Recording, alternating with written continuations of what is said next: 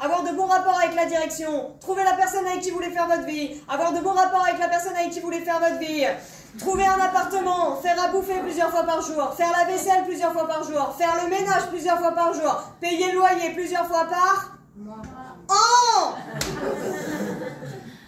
Il va falloir penser à dire bonjour à la voisine, même si elle écoute Florent Pagny, à arroser les plantes, à appeler la famille régulièrement, à avoir de bons rapports avec la famille régulièrement.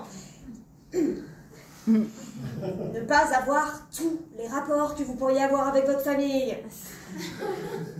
Régulièrement. Pensez aux anniversaires, prendre des cadeaux pour les anniversaires, payer les cadeaux d'anniversaire, voter, choisir un parti politique, avoir une Rolex avant 50 ans, dormir avant minuit, devenir aigri et faire de mauvais jeux de mots. C'est quand même pas bien compliqué, merde! Alors Morgane Berlin, vous êtes ici à l'autre Carnot à Avignon. Alors d'abord bravo parce que vous achetez votre public, il scande votre nom alors que vous êtes dans les loges et le spectacle n'a pas commencé, j'ai jamais vu ça. Moi non plus, moi non plus. J'étais comme ça, j'étais mais qu'est-ce qui se passe exactement? C'était trop bien. Incroyable, un public qui est déjà tout acquis alors que vous n'avez pas prononcé le moindre mot. C'est miraculeux, c'est la magie d'Avignon. Ouais, vraiment. Alors vous êtes lyonnaise, nous on est lyonnais aussi. Alors vous plaignez de votre jeune âge et pourtant Lyon c'est le berceau de l'humour. Oui. Donc c'est normal que vous soyez un petit bébé lyonnais dans le domaine de l'humour. Alors comment vous êtes né dans ce métier-là alors? Comment je suis née dans ce métier-là? J'ai commencé par du théâtre, évidemment, un long moment.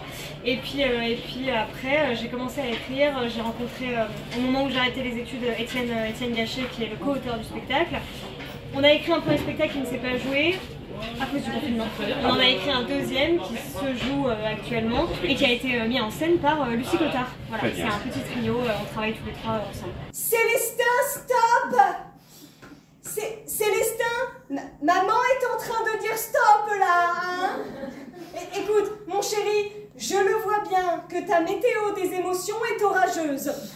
Si maman comprend, hein? Regarde, on va compter ensemble à 3, hein? Et quand on arrivera à 3, tu auras lâché les cheveux de la babysitter, d'accord?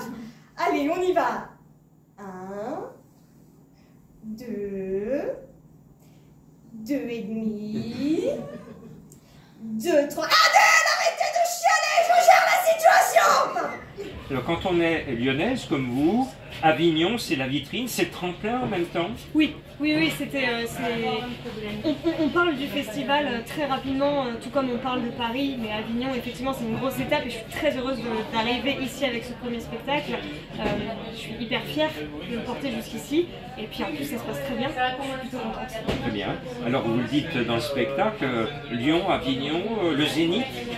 Oui, je fais cette petite blague, je propose de faire des photos avec des gens à la fin et comme ça ne réagit pas puisque évidemment je suis encore très jeune, je me dis que c'est pas dans 3 ans quand je ferai la tournée des Zénith qu'il faudra venir pleurer. Très bien. Alors vous n'avez pas montré votre carte d'identité, vous en parlez tout le spectacle, vous avez bien 14 ans? Exactement, j'ai 14 ans mais mes parents sont juste là, c'est ok avec tout le monde, vraiment c'est... Eh bien bon festival, bravo! Merci beaucoup.